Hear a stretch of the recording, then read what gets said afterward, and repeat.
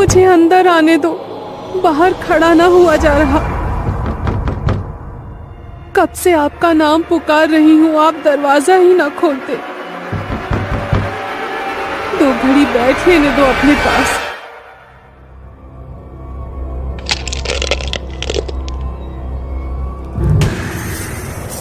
इस कहानी की लेखिका है सोनिया सैनी। 70 के दशक की बात है। उस दशक में गर्मी के मौसम में अक्सर ही घर के मर्द आंगन में बिस्तर लगाया करते थे, लेकिन जैसे ही मौसम करवट लेता, आंगन और छत दिन ढलते ही सुन पड़ जाते। नवंबर का पहला सप्ताह था। हल्की गुलाबी ठंड ने दस्तक दे दी थी। मोहन जिद पर अड़ा था कि वो अभी भी अपना बिस्तर बाहर आंगन में ही लगाएगा। बेटे के दिल की बात वसुंधरा खूब समझती थी। जानती थी रातों को मोहन आज भी पत्नी की याद में आंसू बहाता है। रुक्मणी की याद उसके दिल पर ऐसे बादल बनकर छाई थी कि उसकी मौत के बाद मोहन ने एक बार भी उसके कमरे में पांव नहीं रखा था। कमरे में पत्नी की याद उसे बेचैन ना करे, इसीलिए वो हर रोज आंगन में ही बिस्तर लगाता था। रात्रि का तीसरा पहर रहा होगा। कुंडापुर गांव में अपने दालान में चारपाई बिछाए मोहन गहरी नींद के आगोश में समाया हुआ था। मोहन इतनी गहरी नींद में था कि उसे आसपास होने वाली कोई भी हलचल सुनाई नहीं दे रही थी। नींद में उसे अचानक एहसास हुआ कि जैसे किसी ने उसका नाम लेकर उसे पुकारा है। एकाएक ही उसकी नींद टूटती है और वो घबरा कर उठकर बैठ जाता है। मोहन को बाहर आंगन का दरवाजा पीटने की लगातार आवाज सुनाई दे रही थी। इतनी रात को कौन आ गया जो ऐसे दरवाजा पीट रहा है? अरे माँ की तो बड़ी कच्ची नींद है, जरा सी आहट होने पर उठकर बैठ जाती है। आज इतना शोर होने पर भी माँ दिखाई क्यों नहीं दे रही?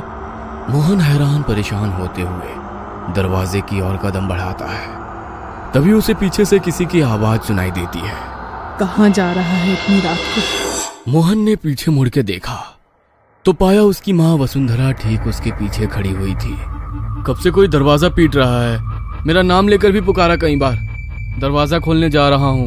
मेरी तो आज बड़ी गहरी नींद लगी थी। आपको भी आवाज नहीं आई थी क्या? कैसी बात कर रहा है छोरा? कौन इतनी रात को दरवाजा पीटेगा? अरे तुझे वहम हुआ है, मुझे तो दरवाजा पीटने की कोई आवाज नहीं आ रही। सो जा चुप करके। ऐसे आधी रात में बिना सोचे समझे दरवाजा नहीं खोलते। अरे नहीं माँ, मैं कोई झूठ थोड़ी ना बोल रहा हूँ। मुझे कोई वहम ना हुआ, सच में अभी कोई दरवाजा पीट रहा था। अरे कुछ सपना देख लिया होगा। चल अब सो जा। अच्छा, वैसे इतनी रात को तुम यहाँ? मैं भी बाथरूम जाने को उठी थी, तभी देखा तू उठकर दरवाजा खोलने जा रहा है तो तुझे टोक दिया। माँ के कहने पर मोहन चुपचाप जाकर अपनी चारपाई पर लेट जाता है, लेकिन अब जैसे नींद उसकी आंखों से कोसों दूर चली गई थी। वो अभी भी असमंजस में था कि उसने जो महसूस किया वो उसका वहम कैसे हो सकता है। जो आवाज उसने सुनी वो झूठ नहीं हो सकती थी। मोहन चारपाई पर लेटा करवट बदल रहा था। तकरीबन रात के 2 बज गए थे और मोहन एक बार फिर गहरी नींद में चला गया था। अचानक ही उसे किसी के कुएं से पानी खींचने की आवाज सुनाई देने लगी। मोहन ने अपनी कलाई पर बंधी घड़ी की ओर नजर घुमाई। अभी रात के 2:30 बजे थे। चाहे जो मजबूरी हो, गांव में 4 बजे से पहले औरतें कुएं में पानी नहीं खींचती। फिर ऐसी आधी रात को कुएं पर कौन हो सकता है? एक बार फिर मोहन अपनी चारपाई से उठ खड़ा हुआ और धीमे कदमों से आंगन के दरवाजे के पास पहुंचा। कौन है बाहर? मोहन के इतना कहते ही कुएं से रस्सी खींचने की आवाज बंद हो जाती है और उसे किसी औरत के सिसकने की आवाज सुनाई देने लगती है।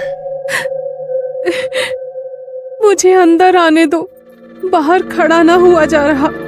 कब से आपका नाम पुकार रही हूँ, आप दरवाजा ही ना खोलते।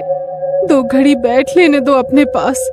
किसी औरत की करुणा से भरी आवाज सुनकर मोहन दरवाजा खोल देता है। देखता है कि सामने लाल घूंघट ओढ़े एक स्त्री खड़ी हुई है। मोहन उसे लाकर अपनी चारपाई पर बैठाता है। आप भी मुझे पहचानने में गलती कर गई जी। इतनी जल्दी भूल गए क्या मुझे? मैंने आपको कितना पुकारा लेकिन आप सुनते ही नहीं। रुक्मणी, तू है क्या? घूंघट हटा, दिखा मुझे। ये तू ही है ना? मैं तेरी आवाज पहचानने में धोखा नहीं कर सकता। नहीं, ऐसे नहीं दिखा सकती आपको। थोड़ा इंतजार करना होगा। अच्छा एक बात बताओ, मेरी याद आती है या नहीं? तेरे बिना तो ये घर घर ही नहीं लगता रे। तू क्यों चली गई मुझे छोड़कर? धत, मैं ना मानती। जो मुझे याद करते तो अकेले कैसे रह लेते? बोलो, साबित करोगे अपना प्रेम? हाँ हाँ बता, क्या करना होगा?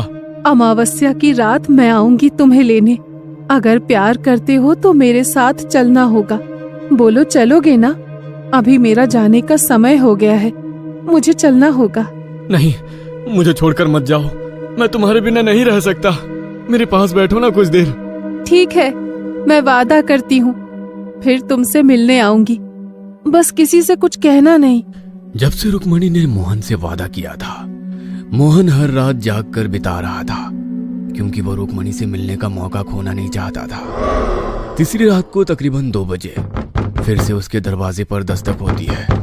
मोहन समझ गया था कि वो रुक्मणी ही है, इसलिए वो लपक कर दरवाजा खोल देता है। रुक्मणी अंदर आती है और मोहन के साथ बैठकर बातें करने लगती है। पता नहीं आज बार बार क्यों नींद उचट रही है। एक बार जाकर मोहन को देखाती हूँ। पता नहीं क्या हो गया इस लड़के को। जब से वो रुक्मणी गई है, ना तो किसी से बात करता है, ना रातों को सोता है। मेरा तो बड़ा जी घबराता है उसके बारे में सोच सोच कर।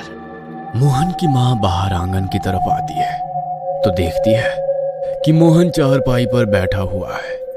चारपाई के थोड़ा और करीब आने पर वसुंधरा देखती है कि दिन भर एक भी शब्द अपने मुंह से ना निकालने वाला मोहन आंगन में लगे खाली झूले की ओर मुंह करके जाने क्या बड़बड़ा रहा है, और झूला भी लगातार हिल रहा है। मोहन, यहाँ अकेले में बैठा क्या बड़बड़ा रहा है बेटा?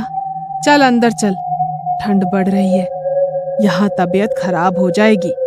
माँ, मैं अकेले नहीं था, वो रुक्मणी है ना यहाँ, उसके साथ बातें करते रात बड़े आराम से कट जाती है। क्या? रुक्मणी? कहाँ है रुक्मणी? वसुंधरा के इतना कहते ही हिलता हुआ झूला अचानक से रुक जाता है। लो, चली गई। उसे तुम्हारा यहाँ आना अच्छा नहीं लगा, तुम्हें गुस्से से देख रही थी। बेटे के मुंह से ऐसी बातें सुनने के बाद वसुंधरा के पैरों तले से जैसे जमीन खिसक गई थी। किसी तरह अपने आप को संभालते वो अंदर गई और जाकर अपने पति को जगाने लगी। अरे मोहन के बापू, अरे उठो। मैं कहती थी छोरे को अकेले बाहर आंगन में मत सोने दो, लेकिन आप लोगों ने मेरी एक बात पर भी गौर ना किया। अरे कुछ पता भी है क्या चल रहा है आपके छोरे के साथ? अरे भाग्यवान, क्या हो गया? क्यों आधी रात को शोर मचा रही हो? वसुंधरा कुछ भी कह पाती, इससे पहले ही उसे चक्कर आ जाते हैं और वो बेहोश होकर जमीन पर गिर पड़ती है। अगले दिन सुबह वसुंधरा को तेज बुखार ने जकड़ लिया था। उसकी हालत इतनी खराब थी कि मुंह से शब्द भी नहीं फूट रहे थे। किसी तरह शाम होते होते बुखार कम हुआ तो उसने मोहन को अपने पास बुलवाया। मोहन, आज के बाद तू बाहर आंगन में नहीं सोएगा, और मैंने पहले भी कहा है, तू हनुमान चालीसा का पाठ किया कर बेटा। तू सच सच बता छोरा, क्या सच में तुझे वो रुक्मणी दिखाई देती है? माँ, जीते जी तूने उसे चैन से रहने ना दिया, अब मरने के बाद तो उसे चैन लेने दे। और मैं बता रहा हूँ, अगर मेरे और रुक्मणी के बीच में आप लोग आए ना तो अच्छा ना होगा। वैसे भी बस 1 हफ्ते की बात है, उसके बाद मैं यहाँ नहीं रहने वाला। क्यों? कहाँ जा रहा है? तू बावला तो नहीं हो गया है? जा रहा हूँ अपनी रुक्मणी के साथ। वैसे भी मेरा मन नहीं लगता अब इस घर में, जहाँ वो रहेगी मैं भी वहीं रहूंगा। होश में आ छोरा, लुगाई के गम में बावला हो गया है क्या? कुछ होश है तुझे? क्या कह रहा है? अरे मर चुकी है रुक्मणी, और मरे हुए के साथ मरा नहीं जाता। अब वो तेरी लुगाई नहीं, एक प्रेत है।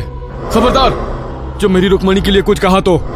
अचानक ही मोहन की आंखें सफेद हुई और उसका चेहरा बदला बदला सा लगने लगा। दोहरी सी आवाज में उसने कहा, जब ये मेरे साथ जाना चाहता है तो तू बीच में क्यों आ रहा है? दूर रह वरना पछताएगा। मोहन का ये रूप देखकर घर में सभी सदमे में आ गए थे। उसके बाद किसी की भी मोहन से एक भी शब्द कहने की हिम्मत ना हुई। कुछ देर बाद मोहन थोड़ा सामान्य हो गया था, लेकिन उसके चेहरे पर एक अजीब सी बेचैनी दिखाई पड़ रही थी। अगले 2 दिनों तक मोहन ने ना किसी से बात की, ना ही कुछ खाया पिया। बस बेचैनी में वो हर समय अपनी उंगलियां आपस में रगड़कर अपने कमरे में चहलकदमी करता रहता। और रात में सबके सोने के बाद आंगन में अपनी चारपाई लगा लेता। छोरे के रंग ढंग देख रहे हैं जी आप? अरे पूरी तरह से उसके बस में हो गया है। अरे लगता ही नहीं है कि हमारा छोरा है ये। अरे मुझे तो लगता है सच्ची में ले जाएगी हमारे छोरे को वो। कुछ करो, नहीं तो हाथ धो बैठोगे उससे। रुक्मणी मोहन की पत्नी और वसुंधरा की बहू थी। 16 की उम्र में ब्याह कर वसुंधरा के घर आई थी। ससुराल में पति मोहन से प्यार तो मिला, लेकिन सास की नजरों में वो हमेशा खटकती रही। कारण था रुक्मणी का निसंतान होना। ब्याह को 13 बरस बीत गए थे, लेकिन अभी तक कोई खुशखबरी सुनाई नहीं पड़ी थी, जिसके कारण सास वसुंधरा बहू को खरी खोटी सुनाने में कोई कसर नहीं छोड़ती थी। रुक्मणी और मोहन की शादी की सालगिरह थी। रुक्मणी आज 16 श्रृंगार करके बिल्कुल दुल्हन की तरह तैयार हुई थी।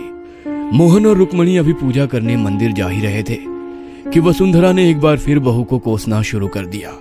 बूढ़ी घोड़ी लाल लगाम, 13 बरस में एक औलाद तो पैदा न कर सकी, बस दुल्हन बनवा लो इसे रोज। मेरे तो भाग्य फूट गए। ऐसी सूखी बेल मैंने अपने आंगन में लगाई कि मेरे घर की हरियाली को ही खा गई। अरे ऐसी कौन सी खुशी दे दी तूने ब्याह करके जो तेरी सालगिरह मनाऊं मैं? दुल्हन बनी घूम रही है, मनहूस कहीं की। अरे मैं तो कब से कह रही हूँ दूसरी शादी करके अपनी वंश बेला आगे बढ़ा ले, लेकिन ये छोरा तो जैसे लुगाई के बस में हो गया हो पूरा। मैं तो कहती हूँ मर भी जाती ना तो भी मेरा पीछा छूटता। दूसरी बहू लाती तो कम से कम बच्चों की किलकारी तो सुनने को मिलती। तेरे जीते जी तो ये छोरा मानेगा नहीं दूसरे ब्याह को। सास का कहा एक एक शब्द आज रुक्मणी के सीने को छलनी कर रहा था। उस पर भी मोहन की चुप्पी उसके सब्र का इम्तिहान ले रही थी। रुक्मणी ने ठहर कर एक पल को पति की ओर देखा और घूंघट में मुंह छिपाकर रोने लगी। जब सास के ताने उसके बर्दाश्त से बाहर हो गए तो रुक्मणी घर से निकली और जाकर सीधा कुएं में कूद गई। जब कहीं घंटों तक भी रुक्मणी घर में दिखाई ना दी, तब चारों ओर सब उसे ढूंढने लगे।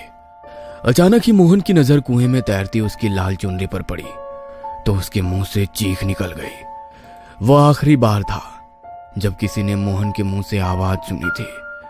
उसके बाद तो मोहन ने ऐसी चुप्पी साधी कि बात करना ही बंद कर दिया। मन ही मन मां वसुंधरा भी बहू की मौत से बहुत दुखी थी। गुस्से में वो रुक्मणी को हमेशा ही बहुत कुछ कह दिया करती थी, लेकिन वास्तव में वो ऐसा कभी कुछ नहीं चाहती थी कि रुक्मणी ऐसा कोई कदम उठा ले। मोहन को रुक्मणी की मौत का ऐसा सदमा लगा था कि वो रुक्मणी की मौत का जिम्मेदार खुद को ही समझने लगा। रुक्मणी की मौत के बाद उस कुएं के पास अजीबोगरीब घटनाएं घटने लगी। कभी वहां से किसी के चीखने की आवाज सुनाई देती तो कभी कुएं के पास खून की छींटें दिखाई पड़ती, कभी खून से सने पांव के निशान मिलते तो कभी कुएं का पानी लाल हो जाता। गांव में दबी जुबान से ये बात होने लगी थी कि वसुंधरा की बहू की मुक्ति नहीं हुई है और अब वो एक प्रेत बन गई है जो अपने होने का एहसास करा रही है। पूरे परिवार में डर का माहौल बन गया था। ऐसे में मदद मांगने वसुंधरा और उसका पति एक तांत्रिक के पास जाते हैं। आपकी बहू की असमय मृत्यु हुई है, इसमें कोई संदेह नहीं कि वो एक प्रेत बनकर आपके घर के पास मंडरा रही हो। क्योंकि वो कुआं आपके घर के अंदर ही है, इसलिए सबसे पहले तो आप उस कुएं को घर की 4 दीवारी के बाहर कर दो। बाबा की बात सुनकर घर का दरवाजा गिराकर कुएं के दूसरी ओर से दरवाजा बनाया गया। अब घर के दरवाजे से कुछ ही कदम की दूरी पर ही कुआं था। सबके मन में डर तो अभी भी था, किंतु बाबा के ऊपर यकीन करने के अलावा फिलहाल कोई और चारा नहीं था। जब से दरवाजा बनवाया था, कुएं के पास होने वाली घटनाएं जैसे थम सी गई थी। वसुंधरा भी जैसे निश्चिंत हो गई थी। अब शायद रुक्मणी की आत्मा उन्हें नहीं सताएगी, लेकिन जिस दिन से उसने अपने बेटे मोहन को रुक्मणी से बातें करते देखा था, उसके रातों की नींद और दिन का चैन गायब हो गए थे।